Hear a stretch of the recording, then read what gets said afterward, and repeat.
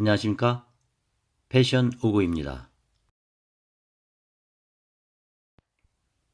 은퇴하니 곧바로 중산층에서 탈락, 중산층이 몰락한다. 계층의 사다리가 제거 중, 원인과 사례 준비했습니다. 조사에 따르면 은퇴한 50대 60대, 평균 월소득이 은퇴 전에 650에서 은퇴 후 130, 650이면 중산층이었을 텐데. 사연, 서울 중계동에서 사는 K씨, 남편이 실직한 뒤 겪는 힘든 생활고입니다. 고등학생 딸과 아들에게 해주지 못하는 게 많아 마음이 아픕니다. 5년 전만 해도 남편은 여의도 증권맨이었죠. 1억 넘는 연봉을 받았습니다. 작은 아파트지만 내 집이 있었고 남부럽지 않았죠. 그런데 남편이 직장을 잃으면서 가세가 기울었습니다. 남편은 재취업하기 위해 발버둥 쳤죠. 다른 금융회사에 계약직 입사했지만 2년 만에 나와야 했죠. 눈높이를 낮춰도 취업은 쉽지 않았어요. 지금은 택배 일하고 있습니다. 여러분 중에 나는 중산층이다 라고 생각하시는 분 얼마나 될까요?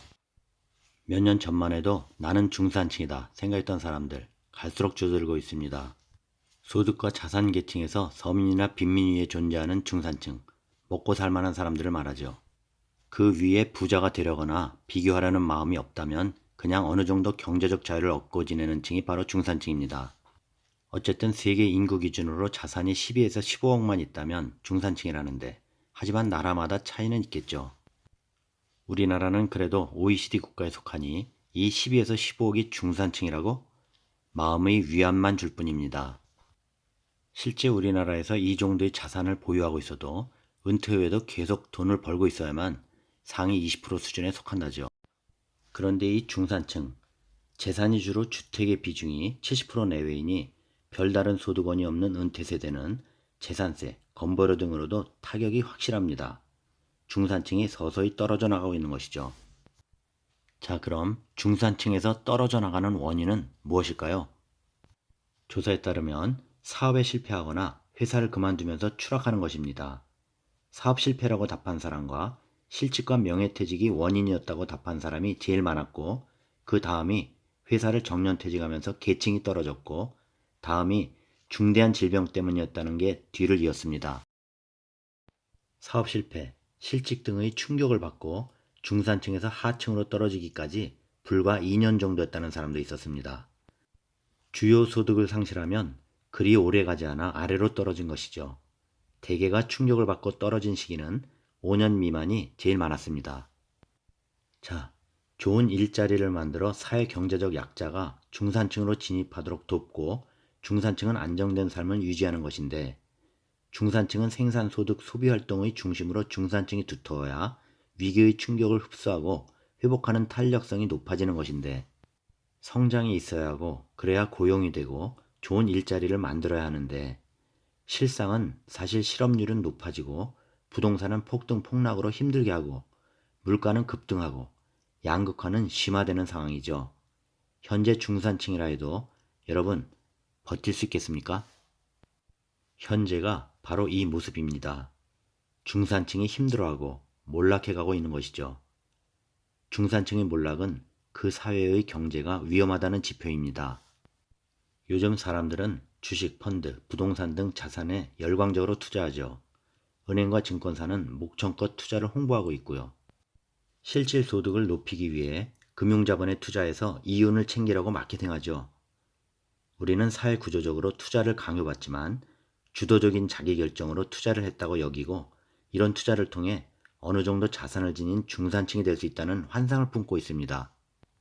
이런 끊임없는 투자로 인해 투자한 사람들은 지속적인 불안정과 부채, 강박적인 스트레스에 시달리게 되고, 또 엄청난 대가를 치르지 않고서는 투자에서 손을 뗄 수도 없고, 그로 인해 큰 손실을 또 안게 되더라도 투자는 자신의 결정과 판단에 의한 선택이었기에 투자의 모든 손실 역시 개인의 책임이라고 여기게 만듭니다. 개인의 책임과 판단, 들어서 아시죠? 나는 중산층이 될 수 있다는 믿음으로만 오늘도 힘든 삶의 여정을 시작하고 계시지는 않나요? 경험이 없고 대비하지 못한 많은 중산층들은 서민으로 전락하여 힘들게 삶을 이어가고 있는 모습들을 보게 되는 것이죠. 여러분, 요즘 핫한 챗 GPT 들어보셨죠? 여기에 물어보면 모든 걸 답해줍니다. 논문도 써주죠. 학생들 숙제도 다 해줘요. 아마 혁명이 일어날 듯합니다. AI, 인공지능이 그 자리를 대체하게 될 날이 점점 가까워오고 있습니다. 많은 일자리들이 없어지면서 중산층 위치는 더욱 흔들릴 것으로 보입니다. 이런 사회의 변화들이 중산층의 몰락을 더욱 가속화하고 있는 것이죠. 특히 이 AI는 전문직들의 자리에도 많은 위협으로 다가오고 있죠. 그렇다면 현재까지 밀려난 중산층 관리직들은 어디로 갔을까요? 바로 자영업 시장입니다. 이러한 사회적인 현상들이 생겨나게 되면서 많은 중년층들이 자영업 시장으로 쏟아져 나왔고 많은 실패를 낳았으며 경쟁이 치열해져서 그런 결과를 만든 것이죠. 자영업 문턱이 낮은 것이 아니라 그들이 할 수 있었던 일이 자영업뿐이었던 것입니다. 자, 여기서 우리가 해야 할 일은 미래는 변하고 있다는 사실을 가장 먼저 받아들이고 그것에 대비하는 사람만이 생존할 수 있습니다. 개인적으로 가장 빨리 이러한 문제를 탈출할 수 있는 방법이 바로 적합한 투자입니다. 물가 상승률을 넘어설 수 있는 투자, 이것만이 대안인 것이죠. 이런 자산에 적합하게 투자하여 우리의 자산을 지켜야 합니다. 그 이유는 근로소득이 자산소득을 따라갈 수 없기 때문이고 또 가지고 있는 자산의 수명을 늘리기 위해서이죠. 또 마지막 방법은 일을 찾아 월현금 흐름을 만들어가는 것입니다. 이렇게 해서 중산층 사다리를 놓치지 말아야 하는 것이죠. 우리나라는 양극화의 속도가 매우 빨라지고 있습니다. 세금은 점점 늘어나고 여기서 피해는 다 중산층의 몫입니다. 재테크, 주식, 부동산, 비트코인 열풍이 불고 갔죠. 이것이 양극화의 기로에서의 몸부림이라고 봅니다. 이 모든 것이 중산층에 진입하기 위해서 아니면 중산층에서 떨어져 나가지 않기 위함이겠죠. 여러분, 지금 이 순간에도 계층의 사다리는 제거 중입니다. 두 계층만 남게 말입니다. 부유층과 하층만의 양극화로. 자, 여기까지입니다. 은퇴하니 곧바로 중산층에서 탈락, 중산층이 몰락한다.